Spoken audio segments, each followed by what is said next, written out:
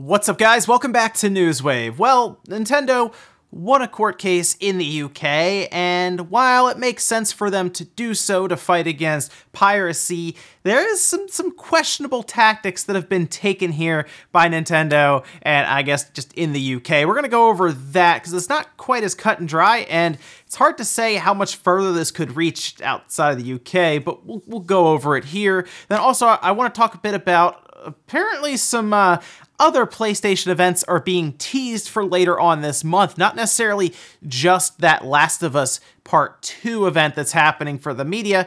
There could be something else around the corner for us. We'll go over all of that and more today, guys. As always, if you enjoy these videos, make sure you hit that like button. It does help out, and get subscribed so you can stay up to date on all the gaming news going on nowadays in the gaming world. Do this every weekday morning, 8 a.m. Eastern Time, so come on by. We're going to start today with Star Ocean. Now, Star Ocean, of course, First Departure R was announced earlier this year. Looked pretty cool, right? And here's the thing, we didn't really know when it was coming out. We just heard it'd be coming out at least sometime later on in the winter time. Well, we now have a release date, December 5th. Originally, it was announced and we thought, is that just for Japan? Or it looks like it's actually coming out everywhere. It's worldwide, December 5th. And this is good news. If you missed this game, this one looks to be the one from the PSP, just kind of made to look a bit better on HD sets and everything. They do mention that the visuals have been kind of cleaned up a bit. Does have dual audio. It currently has a price on the PlayStation Store at $20.99, so $21. It's also going to be on the Switch, of course, and then later on we'll probably see it, I think anyway, go to PC. But this is a great game if you missed it on the PSP, and of course you can pick between the PS4 or the Switch. It'll probably sell fairly well on the Switch, considering there's probably not going to be a major difference in terms of visuals or anything. I mean, this is a PSP game getting moved to consoles, the Switch and PS4, so I think a lot of people will probably opt for it on the Switch. It's an RPG. It's easier in portal mode for some people, but still, you have choices. PS4, Switch, December 5th. Looking good. I'm going to look into that one, and we'll see what else follows after this Star Ocean releases. Also, a bit of an update to the update from Nintendo, update 9.0.0. There was one thing that was pointed out, and I just wanted to share with you guys so you knew this. It looks like 9.0.0 also added compatibility for those Super Nintendo controllers. Remember the ones that were introduced? Well, at least it's one. You can technically buy two of them. It's $30 a piece. But we did see those during the Direct. That was also added in the 9.0.0 update. WCCF Tech pointed this out that I saw, where the Super Nintendo controllers, the packaging and the listing and everything on Nintendo's site mentions that you need to have the latest 9.0.0 update. So good news there if you were thinking about picking it up. If you've already updated, your system's now compatible with those Super Nintendo controllers. I'm looking forward to grabbing at least one of them. I think they said they're supposed to start shipping in the next couple weeks, but I haven't seen anything in terms of being able to order it yet, but I'll keep you guys up to date when I do see an order page and everything go up, just in case you wanted to grab one or two. I'm definitely looking forward to it, mostly because it's going to be neat to, of course, be able to buy a wireless Super Nintendo controller from Nintendo again, and we'll take a look at that D-pad, although I think it's basically going to be like the Super Nintendo Classic controller. I mean, that's basically what happened with the Nintendo controllers that they sold, except they sold them in a pair.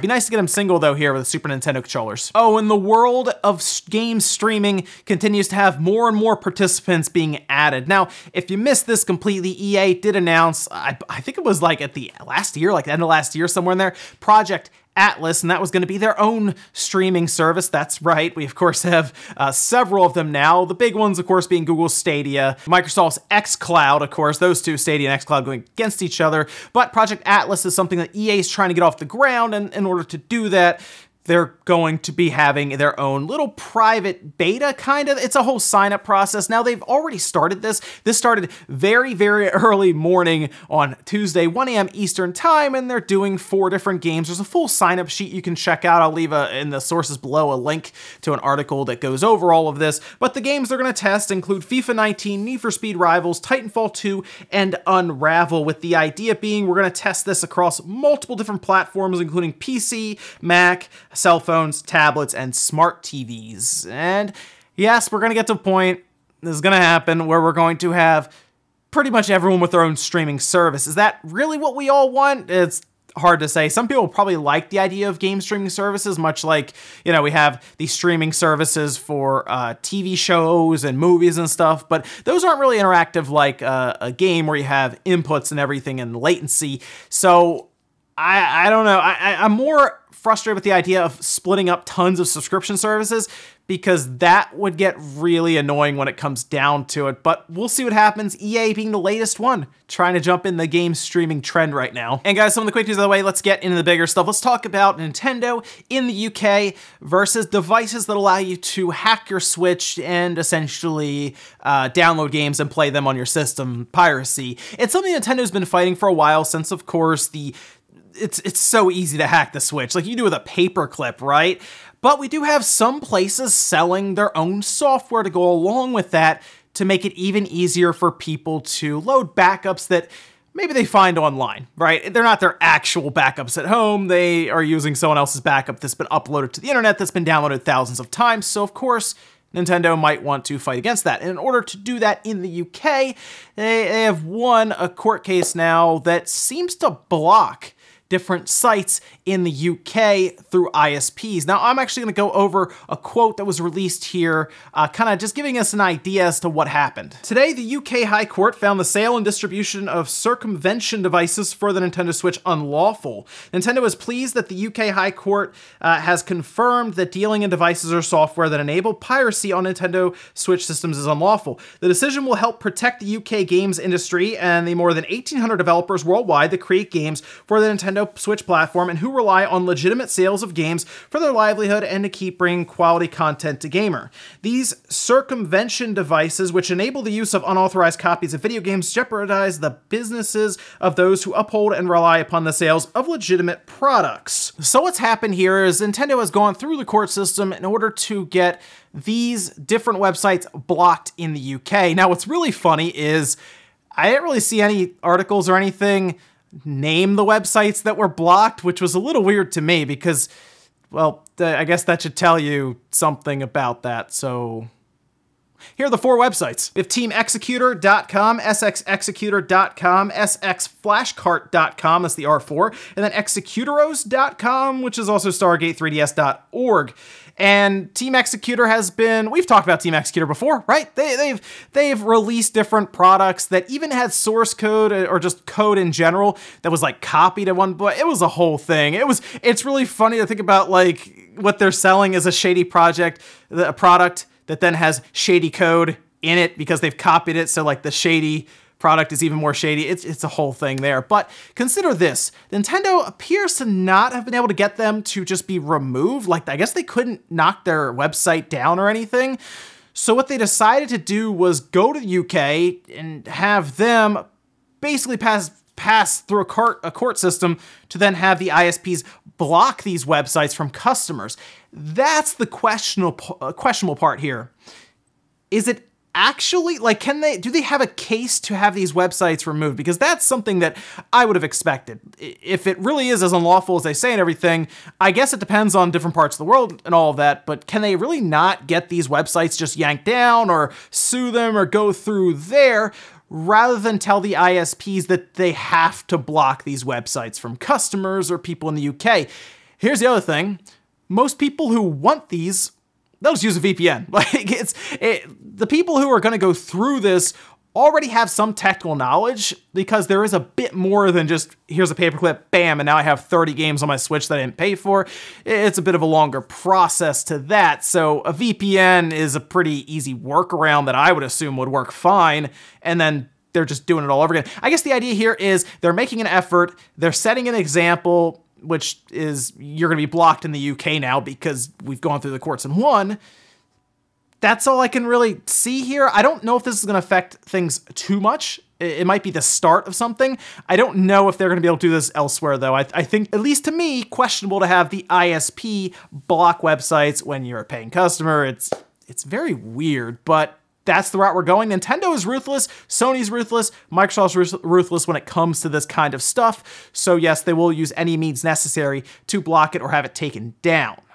But let me know what you think about this, and if it's a bit more questionable or to you it's cut and dry and you say, nope, block them, no piracy, no homebrew, we're moving forward without it. Next up, let's talk about NBA 2K20 because it's not doing so well. So, of course, we talked a bit about the overwhelmingly negative reviews that seem to be going up on Steam, specifically around the game being full of, gambling stuff, slot machines, loot box degree with card packs and everything, microtransactions, the secondary currency that you buy, all of this stuff that's not really basketball and just introduces a grind. We all get that. But even more on top of that, for a game that brings in quite a bit of money, there seems to be quite a few glitches and bugs and all kinds of stuff going on. In fact, there was a trend on Twitter, hashtag #fix2K20, because people were just fed up with it. Like, the game is buggy, it's broken in some cases. People are pointing this out so much so that the hashtag managed to trend on Twitter, which does make me wonder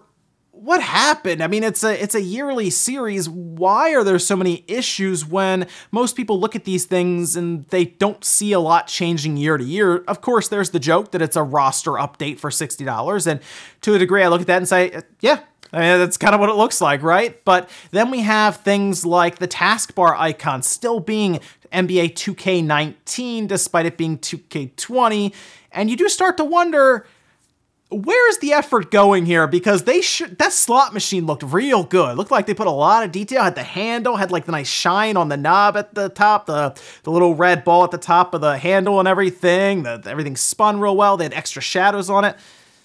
But the game doesn't work correctly when you're actually playing basketball with glitches and long load times and a taskbar icon that's outdated. It's a weird situation, but I get why that hashtag would trend, and we'll see if 2K decides to fix it before 2K21 comes out. Next up, let's talk about these Sony events that seem to be happening. We know about, of course, the one on the 24th that appears to be for media. I don't know even if that's going to be live streamed necessarily. I don't know if that's a whole event for any of the public.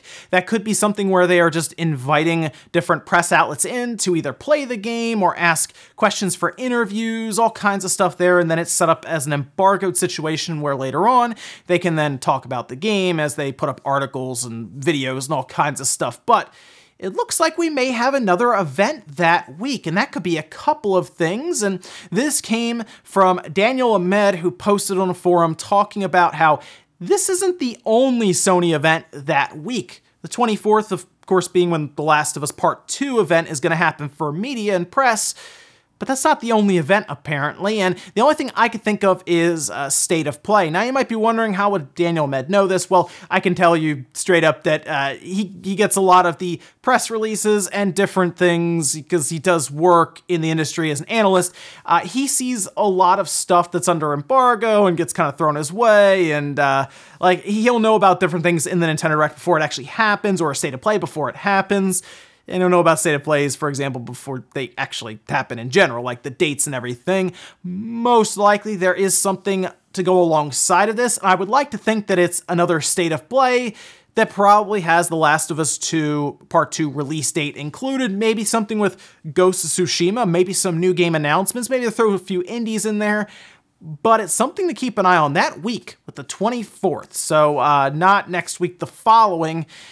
We're going to keep an eye on things because it could get pretty busy in there with a bunch of game releases coming out, some stuff for Last of Us Part 2, and then maybe a whole State of Play, which is something that I'm actually starting to like. We got Directs, we got State of Plays, we have okay, well, we have Directs and we have State of Plays. I like the pre-recorded quick format myself, so we'll look forward to that week because Daniel Ahmed's usually pretty on the ball when it comes to this stuff, so interesting stuff later on. And our last bit of news, let's talk about this SNK joystick, this arcade stick.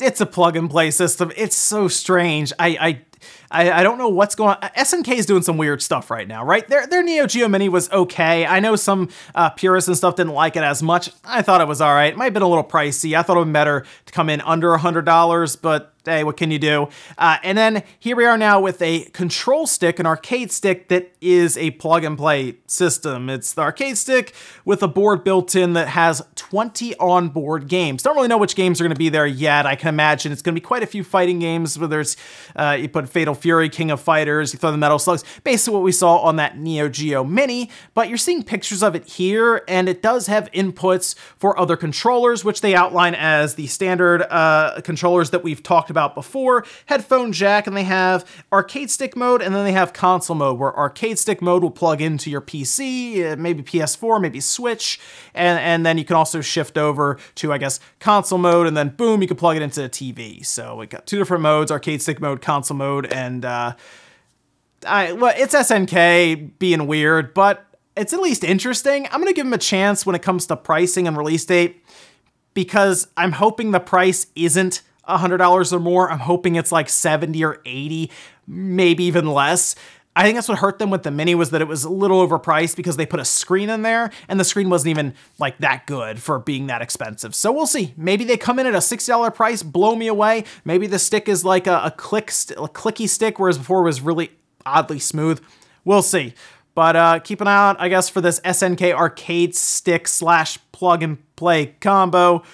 Maybe it's coming out at the end of this year. We'll see. I'll keep you guys up to date. And we'll finish up the comment of the day as you're seeing here. This one is from Luis saying, can you imagine the backlash Microsoft and Sony would face if their online systems were as lacking as Nintendo's? Nintendo gets away with a lot. And yeah, you're actually right about that. I would be curious to see what would happen if Sony's service was similar. Now, for a while, Sony was playing catch up with Microsoft, and they've pretty much caught up. I mean, we're to the point now where basic online with those two systems are pretty close. Microsoft's, of course, is a bit better when it comes to download speeds and others, but other than that, like playing online, like if you want to play Destiny 2 on either one, I don't really see that much of a difference between them. But you're right, Nintendo gets away with quite a bit there, and I can only imagine it's because they don't push their system as anything other than a gaming device. And of course, the Switch is away from your home, so it does have that point of, well, you might not even have a way to get online half the time. But I think now that we're paying for it, it's a bit different. It was like, okay, it's free, whatever, but now it actually costs money, and you're right. I think there has at least been some pushback from fans, and I would like to think that Nintendo hears it and is working on it, but you still can't message your friends, and that's something that's always going to be held over their heads until they figure it out. Ladies and gentlemen, that's going to do it here from Newswave. If you enjoyed this video, guys, hit the like button, it really helps out. If not, hit the dislike. Leave comments down below about everything we talked about today, whether it is a second or another Sony event. Maybe that Last of Us Part 2 one isn't even public for us, but they have something else lined up, like I say, to play, or maybe just a full Last of Us Part 2 event where we just watch gameplay. That could be pretty neat. Also, what do you think about Nintendo going through ISPs to block websites in the UK? Do you think that's pushing it a bit too far, and they should just try to get the websites pulled down completely if the law is on their side? Thanks, guys, for watching, and I'll see you next time.